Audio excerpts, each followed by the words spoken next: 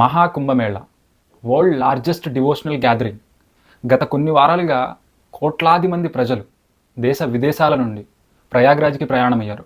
ప్రభుత్వ గణాంకాల ప్రకారం దాదాపు 50 కోట్ల మంది హాజరైనట్టు మనకు కనిపిస్తుంది. ఓకే, ఇప్పుడు నేను మీ ముందు కుంభమేళా యొక్క విశిష్టత చెప్పడానికైతే రాలేదు. దీని గురించి మీకు చాలా ఇన్ఫర్మేషన్ ఆల్రెడీ త్రూ సామాజిక మాధ్యమాల ద్వారా, మెయిన్ స్ట్రీమ్ మీడియా ద్వారా షేర్ అయిపోయి ఉంటుంది. నేను ఈ వీడియో ద్వారా కుంభమేళాకి మరొక వైపు ఉన్నటువంటి రియాలిటీని చెప్పడానికి వచ్చాను.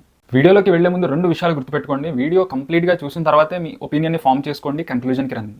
వీడియో మధ్యలో ఎక్కడ ట్రిగ్ అయ్యి ప్రశాంతతను కోల్పోకండి. ప్రశాంతంగా వీడియో చూసిన తర్వాత ఒక 5 నిమిషాల సమయాన్ని తీసుకుని ప్రశాంతంగా వాటన్నిటిని ఆలోచించి అప్పుడు మాత్రమే మీ ఒపీనియన్ని, మీ కన్క్లూజన్ని ఫామ్ చేసుకోండి.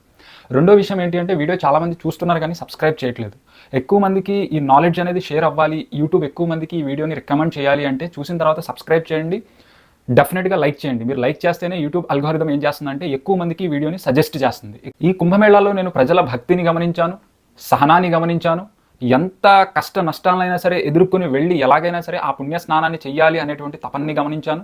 ఇదంతా పాజిటివ్ సైడ్ ఆఫ్ కుంభమేళా అయితే, ఇక మనం ఎంతో భయభ్రాంతులకు గురవ్వాల్సినటువంటి సైడ్ కుంభమేళా ఏంటంటే భక్తి ఉన్మాదంగా మారిన వేళ. ప్రజలు గవర్నమెంట్ ప్రాపర్టీస్ని పగలగొడుతున్నారు, ట్రైన్స్ యొక్క అద్దాలని బద్దలు కొడుతున్నారు, తలుపుల్ని విరగ్గొడుతున్నారు, అడ్డంగా నిలబడిన మనుషుల్ని కర్రలతో బాదుతున్నారు, నీళ్లు విసిరి కొడుతున్నారు, కొంతమంది స్త్రీల తలలు పగిలిపోయేలాగా కొట్టుకుంటున్నారు. సో మీరు భక్తులా లేకపోతే ఉన్మాదులా? అందరినీ ఉద్దేశించి మాట్లాడట్లేదు. మీరు వెళ్ళిందేమో పుణ్యకార్యానికి, మీరు వెళ్ళిందేమో పుణ్య స్నానానికి, భక్తి కార్యానికి. ఈ భక్తి మార్గంలో అణువణువున ఉన్మాదాన్ని ప్రదర్శిస్తున్నారు. అంటే భక్తి మిమ్మల్ని ఉన్మాదిగా మారిస్తే అది నిజమైన భక్తి ఏ విధంగా అవుతుంది? ఆ తర్వాత మరొక విషయం ఏమిటంటే, భక్తి బుద్ధి లేనితనంగా మారిన వేళ. ఆ ప్రయాగ్రాజ్లో ఆ పుణ్య స్నానాలు చేసేటువంటి దాదాపు చాలా ప్రదేశాల్లో వచ్చినటువంటి భక్తులు మలమూత్ర విసర్జనలు చేస్తున్నారు. ప్రభుత్వం ప్రత్యేక ఏర్పాట్లు చేయలేదా అంటే చాలా చోట్ల ప్రత్యేక ఏర్పాట్లు ఉన్నాయి. వాష్రూమ్స్ ఏర్పాటు చేయడం జరిగింది, రెస్ట్ రూమ్స్ ఏర్పాటు చేయడం జరిగింది, అలాగే బట్టలు మార్చుకోవడానికి విభిన్నమైనటువంటి గదులను కూడా ఏర్పాటు చేయడం జరిగింది. కానీ వాటన్నిటినీ కాదనుకుని గంగలో దిగిన తర్వాత అక్కడ మలమూత్ర విసర్జన అనేది చేస్తున్నారు. సో దాని రిజల్ట్ ఏంటి అంటే నీరు చాలా కలుషితంగా అయిపోతుంది. చాలామంది ఏమంటారు అంటే, అసలు మన భారతదేశంలో గంగని గంగా అనకుండా గంగా మాత అంటారు, గంగా మయ్య అంటారు. అంటే మీ తల్లి మీద మీరు మల విసర్జన చేస్తున్నారు అంటే మీరు భక్తి పరులా, బుద్ధి లేనివారా మీరు? ఓకే, ఇంకాసేపు మనం స్టాటిస్టిక్స్, సైంటిఫిక్ రీజన్స్ కనుక మాట్లాడుకున్నట్లయితే, ఒక నీటిలో కానీ గంగలో కానీ మనం స్నానం చేయాలి అంటే దాని BOD లెవెల్స్ అనేవి చెక్ చేయాలి. BOD ఫుల్ ఫామ్ ఏంటి అంటే బాడీ ఆక్సిజన్ డిమాండ్. గంగలో BOD ఎంత తక్కువగా ఉంటే నీళ్లు స్నానం చేయడానికి కానీ తాగడానికి కానీ అంత సురక్షితమైనవి. BOD తాగడానికి 0 మిల్లీగ్రామ్ కానీ BOD ఉంటే అది తాగడానికి పనికొచ్చేటువంటి వాటర్. మినిమం ఒక 1 మిల్లీగ్రామ్ లోపల BOD ఉన్నా సరే అది కూడా తాగడానికి పనికొచ్చేటువంటి వాటర్. ఇంకా స్నానం చేయాలి అంటే మినిమం 3 మిల్లీగ్రామ్స్ లోపల BOD కనుక ఉంటే అది స్నానం చేయడానికి పనికొచ్చేటువంటి వాటర్. ఇప్పుడు ప్రభుత్వ గణాంకాల ప్రకారం, ఇది నేను చెప్తున్నది కాదు, ప్రస్తుతం ప్రభుత్వంలో ఉన్నటువంటి మినిస్టర్స్ చెప్తున్న దాని ప్రకారం, సెంట్రల్ పొల్యూషన్ కంట్రోల్ బోర్డ్ ఇది ఒక agency, ministry of environment under పనిచేసేటువంటి ఏజెన్సీ. ఈ ఏజెన్సీ వాళ్ళు 16th జనవరిన గంగలో BOD లెవెల్స్ అనేవి చెక్ చేశారు, టెస్ట్ చేశారు. ఎంత ఉన్నాయో తెలుసా? 5.9 mg ఉంది. సో తాగడానికి 1 మిల్లీగ్రామ్ కంటే తక్కువ BOD ఉండాలి, స్నానం చేయడానికి 3 మిల్లీగ్రామ్ కంటే తక్కువ BOD ఉండాలి. ఇక్కడ చేసిన మలమూత్ర విసర్జనాల వల్ల, ఇక వేరే వ్యర్థాల వల్ల అందులో BOD లెవెల్స్ పెరిగిపోయి ఆ నీళ్లు టాక్సిక్ వాటర్గా మారిపోయింది. అంటే గంగలో మునగడానికి వెళ్తున్న వారి కోర్ ఉద్దేశం ఏంటి, ముఖ్య ఉద్దేశం ఏంటి అంటే పాపాలు పోవాలి. పాపాలు పోవడానికి సొల్యూషన్ కూడా ఈ వీడియోలో మనం మాట్లాడదాము. కానీ ఈ BOD లెవెల్స్ కానీ మనం గమనించినట్లయితే, ప్రభుత్వ గణాంకాలు ఇచ్చిన ఈ BOD లెవెల్స్ కానీ మీరు గమనించినట్లయితే, పాపాలు పోవడం దూరం విషయం, ప్రాణాలు పోయేటువంటి ప్రమాదం ఉంది. తర్వాత మహాకుంభమేళాలో భక్తి VIP కల్చర్గా మారిన వేళ. అంటే అదొక పెద్ద ఘాట్ ఉంటే ఆ ఘాట్ని సగానికి బ్రేక్ డౌన్ చేసి ఒకవైపు అంతా VIPs, అక్కడ దాదాపు 10ల సంఖ్యలో ఉంటారు అంతే జనాలు. మిగతా హాఫ్ ఏంటి అంటే లక్షల మంది, కోట్లాది మంది కిక్కిరిసిపోతూ, స్టాంపీడ్స్ అయిపోతూ, దాని గురించి కూడా మాట్లాడదాం, తొక్కిసలాట్లు అయిపోతూ, చనిపోతూ, ఇటువంటి మలంలో BOD లెవెల్స్ హైగా పెరిగిపోయిన వాటిలో ఆ నీళ్లు తాగుతూ, స్నానాలు చేస్తూ రకరకాల యాతనలు, ఇబ్బందులు సాధారణ ప్రజలకి. ఈరోజు ఒక బెంజ్ కార్ కొనాలి అంటే GST తక్కువ ఉంటుంది, ఒక సోప్ కానీ టూత్పేస్ట్ కొనాలి అంటే GST ఎక్కువ ఉంటుంది. అంటే సాధారణ ప్రజల దగ్గర ట్యాక్సెస్, పన్నులు వసూలు చేస్తూ ధనవంతులకి VIP కల్చర్ వెసులుబాటుని కల్పిస్తున్నటువంటి అలాంటి పరిస్థితులను నేడు మనం మన సమాజంలో చూస్తున్నాం. ఈ పూర్తి మహాకుంభమేళాలో నేటి దాకా ఒక 4-5 స్టాంపేడ్స్, తొక్కిసలాట్లు జరిగినాయి. చాలామంది 10ల సంఖ్యలో, 100ల సంఖ్యలో జనాభా చనిపోయారు, ప్రజలు చనిపోయారు. ఫస్ట్ స్టాంపేడ్ వచ్చి 29th జనవరి రాత్రి 12 గంటల నుంచి 2 గంటల ప్రాంతంలో జరిగింది. ఏంటి ఆ రోజుకి అంత విశిష్టత అంటే మౌని అమావాస్య అంట. ఆ రోజు గాని గంగలో ఆ సమయంలో ఆ రాత్రి గంగలో మునిగితే జన్మలో చేసుకున్నటువంటి పాపాలన్నీ పోయి మోక్ష ప్రాప్తి జరుగుతుంది అనేటువంటి ఒక విశ్వాసంతో అనేక మంది ఎగ్జైట్మెంట్ చూపించడం వల్ల, అనేక మంది ఉత్సాహాన్ని ప్రదర్శించడం వల్ల స్టాంపేడ్ జరిగింది. ప్రభుత్వ గణాంకాల ప్రకారం 30 నుంచి 40 మంది చనిపోతే సామాజిక మాధ్యమాల ద్వారా మనకు తెలిసేది ఏంటి అంటే దాదాపు 200 మంది నుంచి 300 మంది చనిపోయారు. ఆ తర్వాత ఆ ప్రదేశానికి ఇంకొంచెం దూరంలో ఇది 12 నుంచి 2 గంటల ప్రాంతంలో జరిగితే ఆ ప్రాంతంలో 4 గంటల నుంచి 5 గంటల ప్రాంతంలో అక్కడ ఒక స్టాంపేడ్ జరిగింది. అక్కడ కూడా దాదాపు 40 నుంచి 50 మంది చనిపోయారు. సో ఇప్పుడు మనం మెయిన్ కోర్ పాయింట్కి వచ్చినట్లయితే నిజంగా గంగలో మునిగితేనే మనుషులందరి పాపాలు పోతే అదే నిజమైతే నిజంగా మనల్ని అందరినీ సృష్టించిన దేవుడు అన్యాయం చేసిన వాడు అవుతాడు. ఈరోజు ప్రపంచ జనాభా గనక మనం గమనించినట్లయితే దాదాపు 700 నుంచి 800 కోట్ల మంది ఉన్నారు. సో వీరందరూ ఈ 3, 4, 5, 6 వారాల డ్యూరేషన్లో ప్రయాగ్రాజ్కి వచ్చి ఆ స్నానం గంగలో మునిగి స్నానం చెయ్యాలి అంటే దాదాపు అది అసాధ్యమైనటువంటి విషయం. ఒక 50 కోట్ల మందో 60 కోట్ల మందో వస్తారు. అంటే మిగతా వాళ్ళందరి పాపాలు పోకుండా వాళ్ళకి నరకం ప్రాప్తమవుతుందంటారా? ఇది ఎంత ఇల్లాజికల్గా ఉంది, ఇదంతా ఇర్రేషనల్గా ఉంది. ఒకసారి గమనించండి, ఆలోచించండి. సో నేను ఈ మహాకుంభమేళాలో పవిత్ర గంగా స్నానానికి వ్యతిరేకిని కాదు. హ్యాపీగా గంగా స్నానం చేయడం చాలా మంచి పని. నేను కూడా గంగా స్నానం చేస్తాను. గంగలో మునగడం వల్ల మనకు ఒక రకమైనటువంటి ప్రశాంతత, మనశ్శాంతి అనేది వస్తుంది. శారీరక పరిశుభ్రత కానీ జరుగుతుంది. కానీ మహాకుంభమేళా పేరుతో, భక్తి పేరుతో ఈ జరుగుతున్నటువంటి ఉన్మాదం తప్పు. ఈ బుద్ధి లేని తనం ఏదైతే ఉందో అక్కడికి వెళ్ళి మలమూత్ర విసర్జనలు, సివిక్ సెన్స్ లేకుండా బిహేవ్ చేయడం తప్పు. కామన్ సెన్స్ లేకుండా బిహేవ్ చేయడం తప్పు.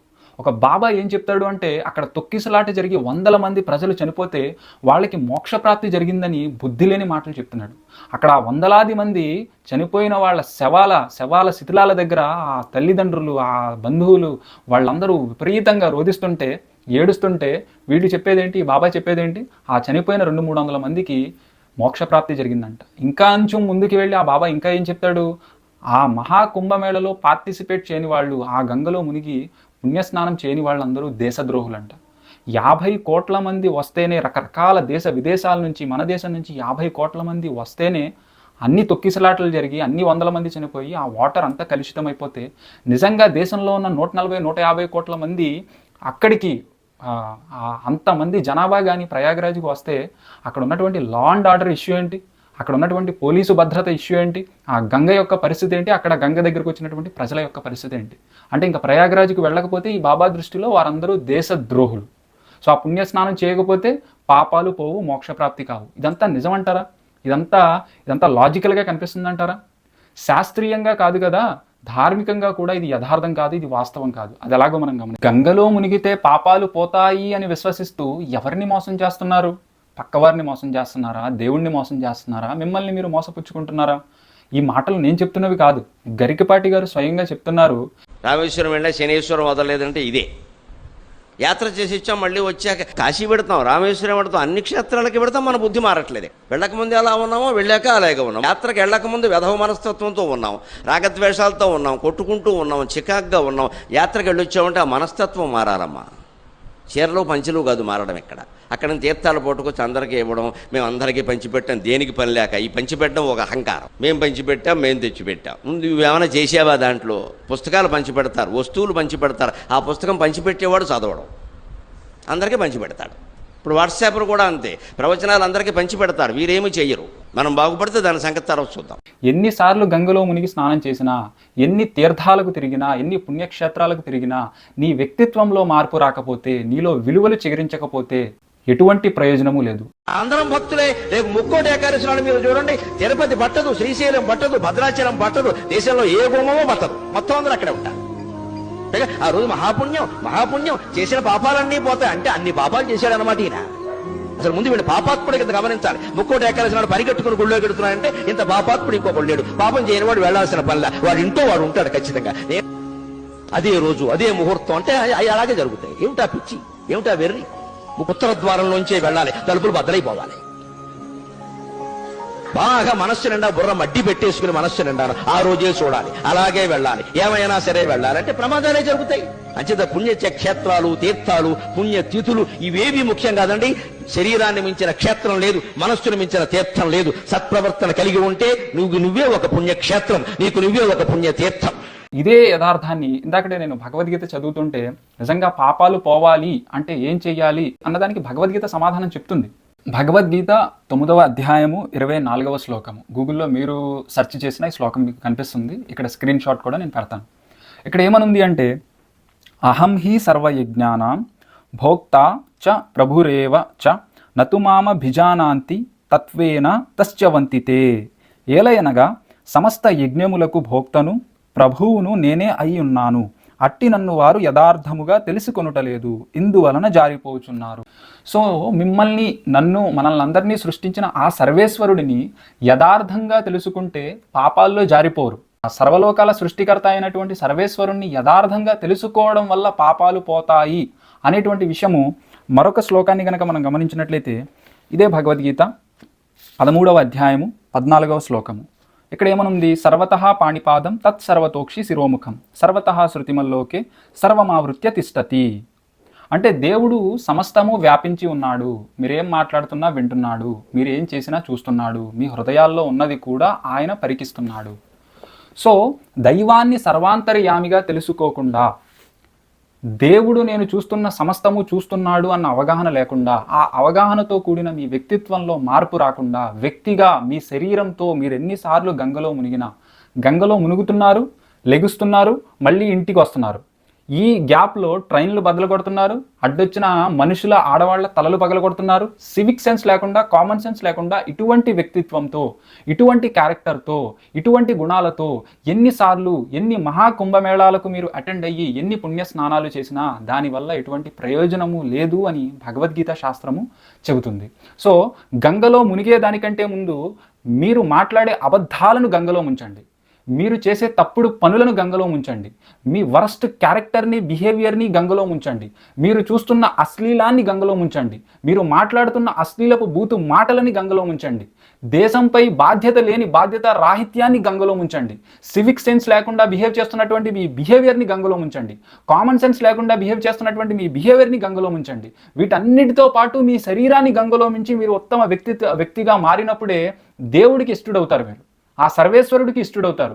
అలా ఇష్టడైన రోజే మీ పాపాలు పోతాయి. కానీ కేవలం ఏదో శరీరంతో, మీ శరీర స్నానం గంగలో శరీరంతో మునిగినంత మాత్రాన పాపాలు పోవు అని భగవద్గీత శాస్త్రము ఇక ప్రఖ్యాత పండితుడైనటువంటి గరికపాటి గారు కూడా తెలియజేస్తున్నారు.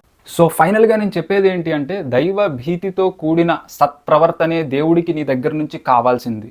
దానికి మించి, దానికి తక్కువ మరేమీ కాదు. ఈ విషయంని నువ్వు బలంగా గుర్తుపెట్టుకొని నిజమైన భక్తుడిగా మారు. అంతేగాని భక్తి ఉన్మాదంగా మారిపోయిన ఉన్మాదిగానో, లేకపోతే భక్తి బుద్ధి లేనితనంగా మార్చేసిన బుద్ధిమాంద్యం గలవాడిగానో కాకుండా నిజమైన భక్తుడిగా మారు. దైవానికి ఇష్టుడి వైపు, సర్వేశ్వరుడికి ఇష్టుడి వైపు దగ్గరైపో. భక్తితో ప్రార్థనలు మీరు చేస్తున్నప్పుడు, భక్తితో భజనలు మీరు చేస్తున్నప్పుడు మీ మొరలు ఆలకిస్తాడు అని మీరు ఎలాగైతే అనుకుంటారో, భక్తి లేకుండా బూతులు మాట్లాడుతున్నప్పుడు ఆ మాటలు కూడా ఆలకిస్తాడు. ఈ విషయాన్ని మీరు గ్రహించాలి. ఆ గ్రహింపే యథార్థంగా దేవుణ్ణి తెలుసుకోవడం. ఓకే, వీడియో ఇక్కడ దాకా మీరు చూశారు అంటే వీడియో మీకు నచ్చే ఉంటుంది. నా లాజిక్ అండ్ నా ఎవిడెన్స్ మీకు నచ్చే ఉంటాయి అని నేను భావిస్తున్నాను. ఈ వీడియో మీకు నచ్చినట్లయితే కాంప్లిమెంటరీగా ఇంకొక 2 వీడియోలు ఇక్కడ విడిచిపెడతాను. ఒకటి రావణుడు మంచి బాలుడా. సో రామాయణం ప్రకారం రావణుడి యొక్క స్టేట్ ఆఫ్ మైండ్ ఏంటి అనేది ఈ వీడియోలో నేను డిస్కస్ చేశాను. ఆ తర్వాత రామరాజ్యంలో రామ దొంగలు పడ్డారు. చిలుకూరి బాలాజీ టెంపుల్ ప్రధాన అర్చకుడైనటువంటి రంగరాజన్ గారితో జరిగినటువంటి ఉన్మాదం, ఆ సంఘటన యొక్క వివరణ యొక్క వీడియో ఈ పక్కన ఉంచుతాను. వీటిని కూడా చూడండి, డెఫినెట్గా లైక్ చేయండి.